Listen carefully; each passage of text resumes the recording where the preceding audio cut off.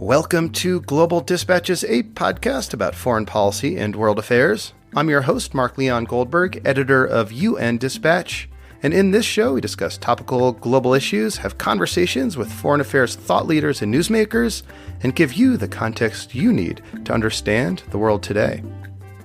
Go to globaldispatchespodcast.com to learn more. And now on with the show. The United States Agency for International Development, USAID, is the premier global development agency of the United States and one of the largest global development organizations in the world. As USAID goes, so goes global development. So many in the broader NGO and development community were pleasantly surprised to see that Joe Biden has tapped Samantha Power to lead the agency. Furthermore, unlike the Trump years, the USAID administrator will be part of the White House National Security Team, suggesting that the perspective of global development will be represented at the table when key U.S. foreign policy decisions are made. My guest today, Sarah Rose, is a policy fellow at the Center for Global Development. And in this conversation, we discuss what lies ahead for USAID during the Biden administration and under the leadership of Samantha Power.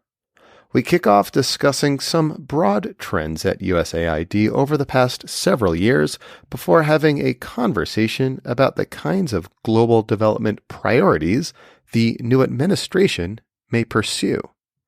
I think you'll like this episode. Let me know what you think. As always, feel free to reach out to me. You can hit me up on Twitter at Mark L. Goldberg or use the contact button on globaldispatchespodcast.com. I always love hearing from you. All right, here is my conversation with Sarah Rose of the Center for Global Development. In the 15 years or so that I've been covering development issues, I can't recall a incoming administration announce their nominee for administrator of USAID before Inauguration Day. Do you remember this happening?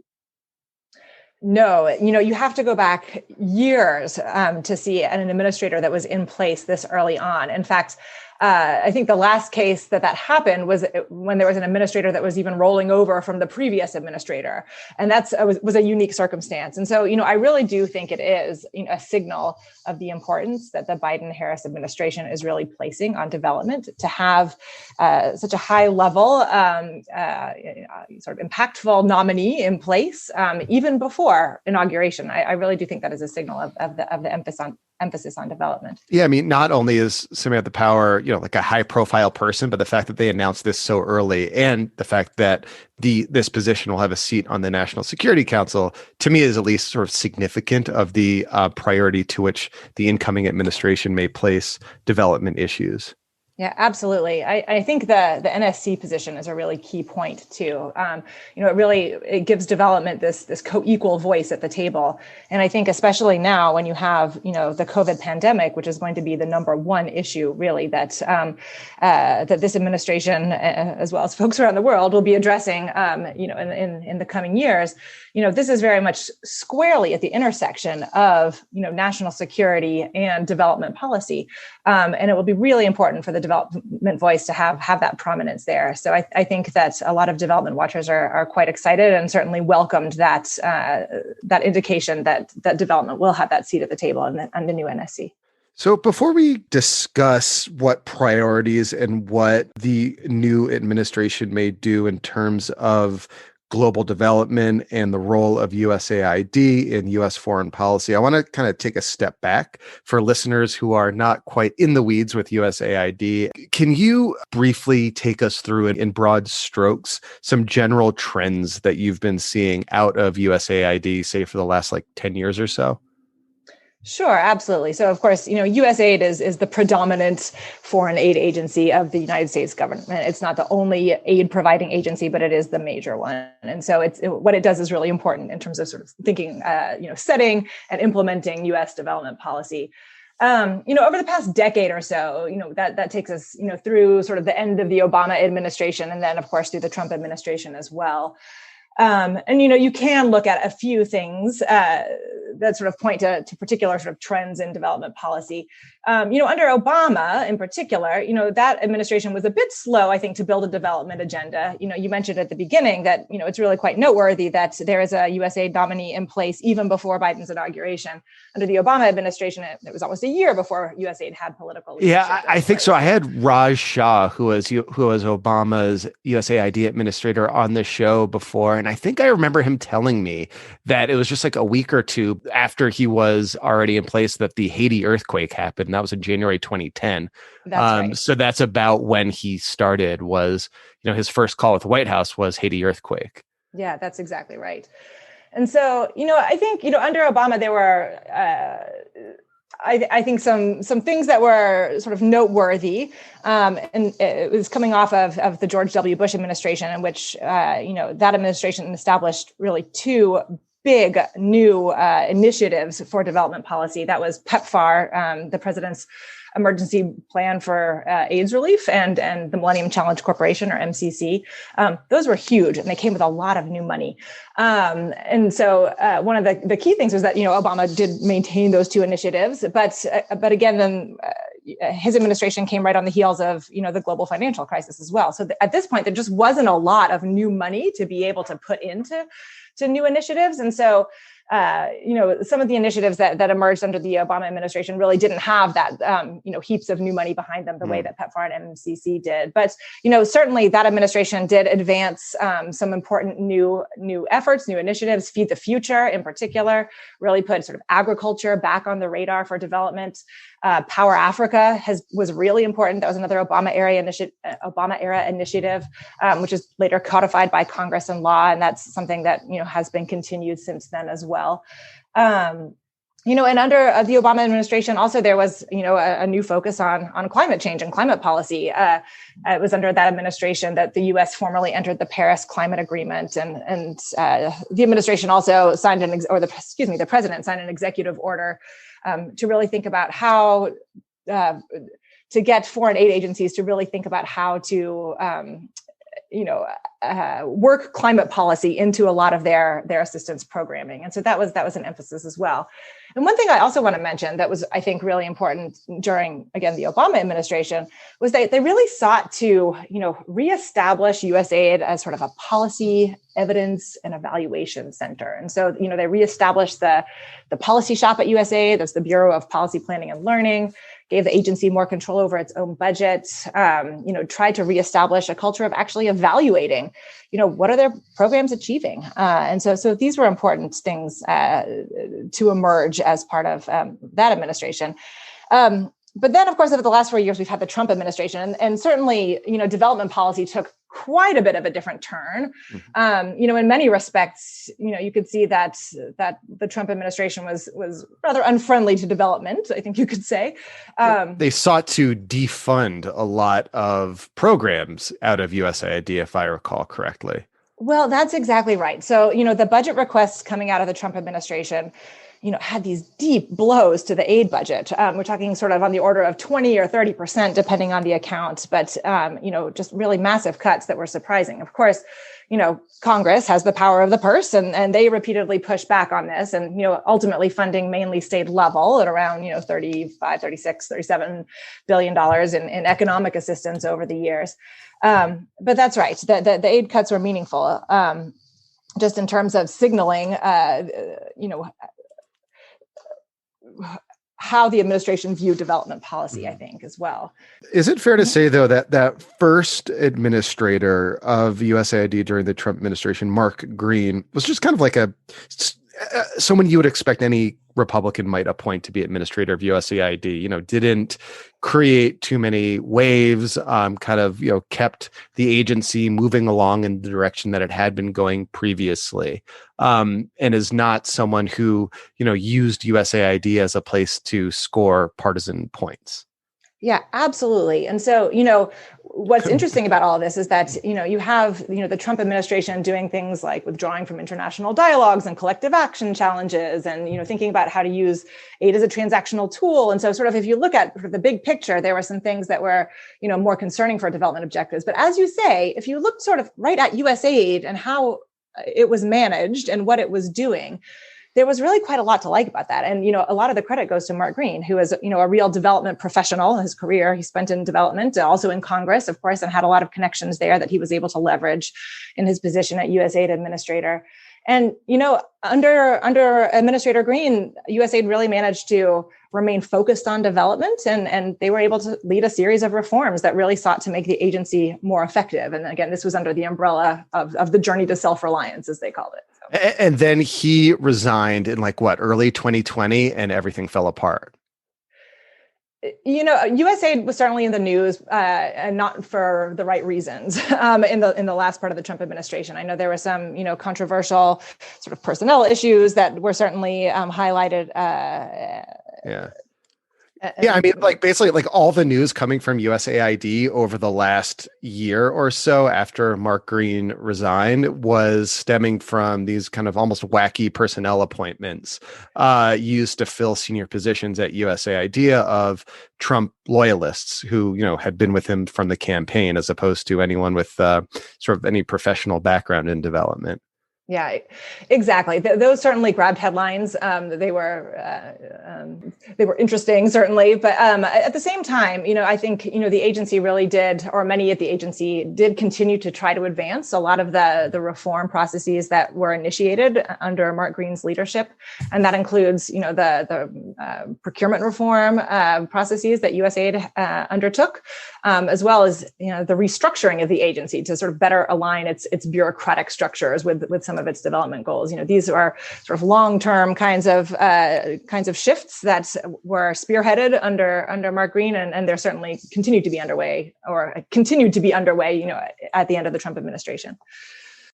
If and when likely, Samantha Power is confirmed as administrator of USAID, what would you expect her to prioritize? Yeah, that's a really good question, and I think the first order of business will pretty clearly be responding to the COVID pandemic. Again, there was a national security directive that came out on this at the end of January, really focusing on strengthening U.S. global leadership to help with the international COVID response, and I think that that's very clear that that's going to be a focal point of. And what would that look like in practice? So I think there are a couple of things. And so, one of the obvious ones that I know that, we in the United States are certainly focused on right now are things like vaccine distribution. Like, can we contain this epidemic, right? Or this pandemic, rather.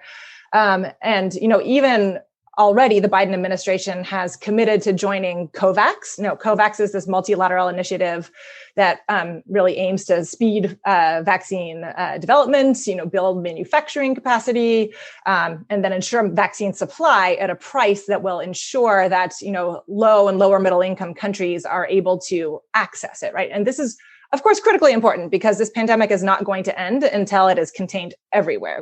This is something that has spread and continues to spread globally, as we are all well aware. And so, that will be particularly important. I think some of those, international efforts to try to, help with vaccine access, delivery, continued innovation around vaccines. And I think the U.S. Would seek to be a leader in that area. So you could foresee USAID having a role in that? Well, that's more of sort of an administration-wide kind of priority.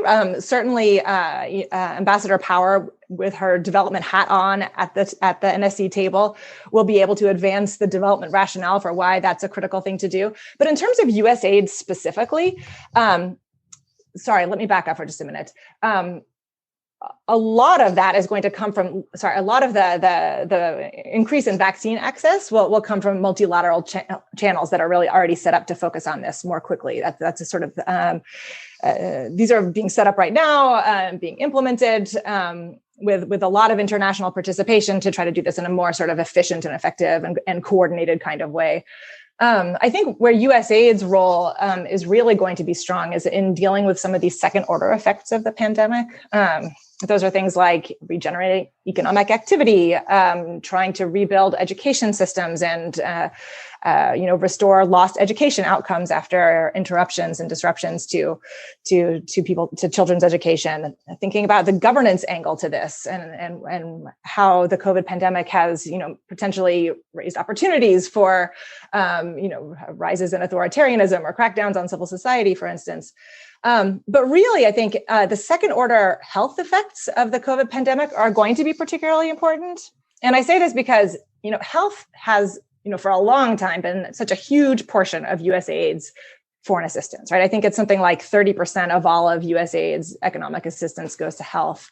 It's something like 40% if you're talking about non-emergency response stuff. And so, considering how big a piece of the pie health assistance is, I think USAID is going to be spending a lot of time thinking about how it can shore up those health services and outcomes that were really disrupted by the pandemic. Things like HIV, things like tuberculosis, and basic childhood vaccinations, for instance. So basically kind of almost starting over, not starting over, but at least sort of part of the recovery from COVID will also include these ancillary health effects that COVID has had, such as interrupting routine childhood vaccinations. Absolutely, yes. And then, of course, there's the question about global health security infrastructure. Like, what does this look like going forward? This is something that was raised, of course, during the Trump administration as well. There were some ideas that were thrown out about, how this should look bureaucratically. The Biden administration is focusing on this. They've reinstated the global health focus at the NSC. Beth Cameron's going to be the senior director for global health security and biodefense. She was at the NSC under the Obama administration as well. They're looking at, what does sort of an enduring financing mechanism look like for improving sort of these bilateral and multilateral approaches to global health security? What could that look like? So I anticipate that would be a really key focus. Again, to the extent that they say you shouldn't waste the opportunity of a crisis. I'm muddling that phrase certainly, but obviously this pandemic is if we could leverage this as an opportunity to figure out how to prevent the next pandemic, that will be really important, and I think should be and likely will be front and center of this administration's focus. So Samantha Power is someone who is not of the development community, does not have a background in development, does have a background, however, in humanitarian affairs. And of course, humanitarian response is one part of what USAID does through the Office of Foreign Disaster Assistance. So it's one key part of what USAID does, but development issues are a whole separate, I think, basket. And I'm wondering if there is any sort of consternation or concern in the development community that this new high-profile person coming to take the helm of USAID doesn't actually have that development background. Yeah, sure. I think it does merit sort of reiteration that emergency response and humanitarian really makes up such a huge portion of what USAID actually does. That in many ways it's advantageous to have someone with that kind of background in place. I think a lot will rest too on, so no leader can contain all of the skills that's necessary to run a massive global development organization. And so I think, what will end up being important is, how do you fill in the other senior leadership roles at USAID? I think it's really encouraging to have such a high profile nominee in Ambassador Power, again, already in place. But I think what will be very helpful for USAID is to get those other senior roles in place as well that have the background and the skills that complement hers in order to sort of round out the skills that are available to USAID as well. So earlier you mentioned the growing reliance on evidence-based policymaking at USAID and how it had become more and more a key feature of how USAID is designing policies. Can you just kind of walk me through what the future of evidence-based policymaking might look like and why it is an important, and why it's important to sort of focus on that when thinking through the future of USAID and what, and how to make more effective development policy? Yeah, absolutely. And, I'm glad you asked this question because I think that this is, really one of the most important things to focus on. So obviously, again, the COVID pandemic is going to be first order of business.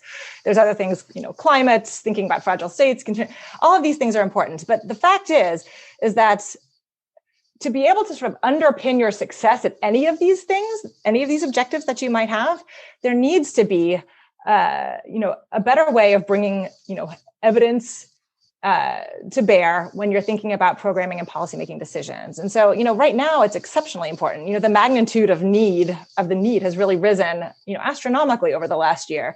And so it really has become imperative that, our efforts actually yield results. And not only that, the pandemic has, put fiscal pressure on US budgets as well. And so I think that we could anticipate that aid budgets, may be squeezed into the future. And so thinking about, value for money, thinking about cost effectiveness is really now more important than ever. And so just going back a bit, I mentioned under the Obama administration, under then Administrator Raj Shah, there was a big push to try to sort of reinstitute a culture of evaluation at USAID. And they established a new policy of evaluating programs and set expectations for being able to understand, what the results of programs actually were. What were you getting out of this? And so there was a lot of progress made. Again, the policy was put into place. They set up, units within the agency to be able to sort of spearhead evaluations and, provide guidance about how to do this. They've trained people on why this is important. But the fact of the matter is that it's stalled somewhat, right? This was not a major priority under the Trump administration. And in the analyses that have been done of USAID's evaluation practice to date, what you really find is that there has been a lot more evaluations, but many of them aren't very high quality. And in particular, there haven't been very many impact evaluations, which really get at sort of, what was the actual attributable impact of this particular intervention financed by USAID in achieving the outcome that we see. And so being able to understand that kind of thing much more will be extremely important going forward. Again, both for being able to sort of understand the value for money that's being put in, as well as trying to get closer to being able to use that information and feed that information back into our own programming to be able to learn from it and develop better programming as a result. And I will just say too, it doesn't have to, sorry, go ahead.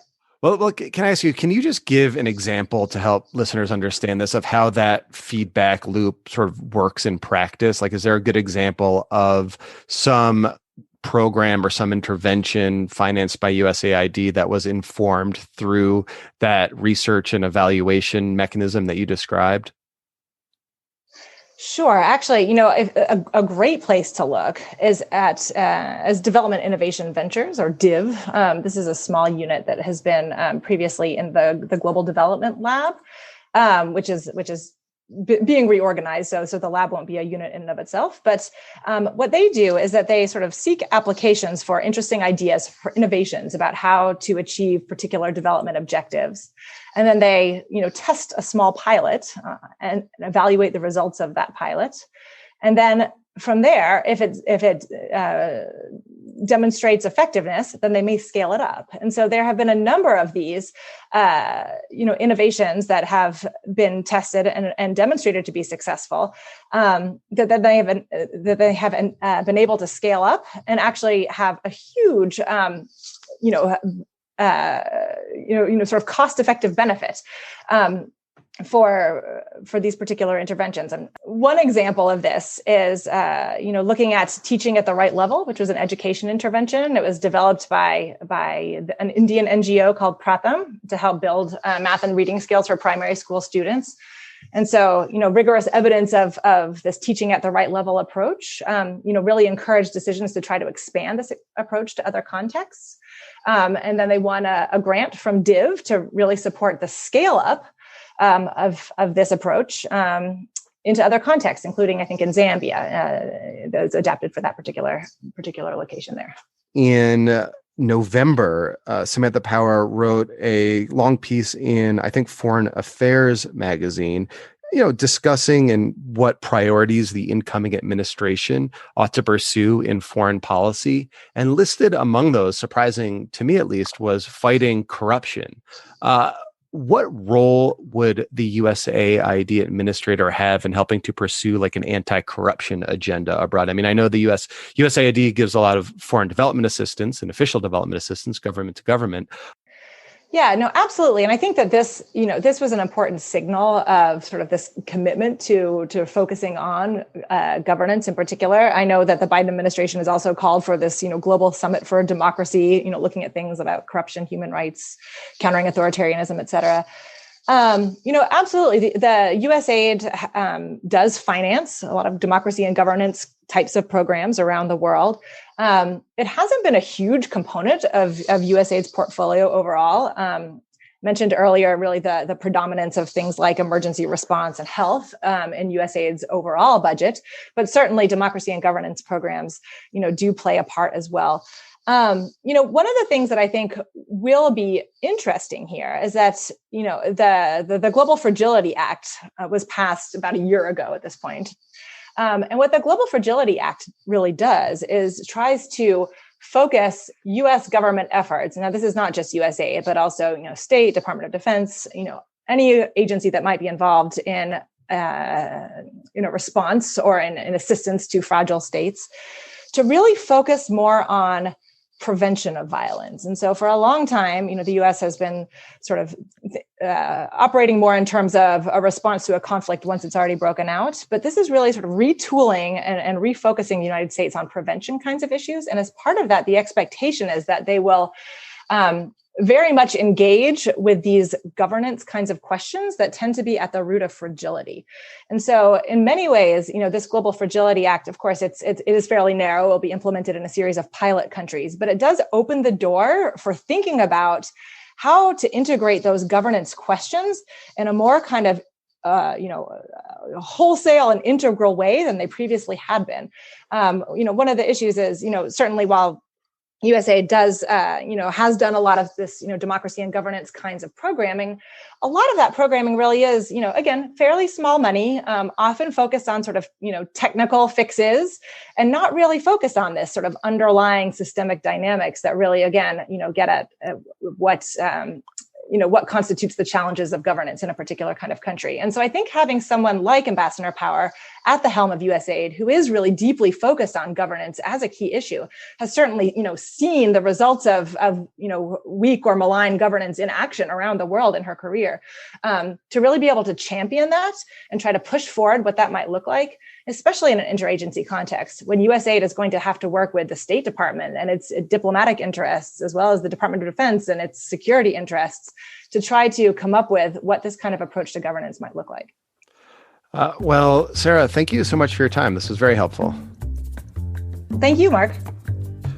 All right. Thank you all for listening. Thank you to Sarah. And I should plug an episode of the podcast I did almost exactly a year ago, specifically about the Global Fragility Act, which was then only recently announced. So go back and check that out in the archives. Let me know what you think. All right. We'll see you next time. Thanks. Bye.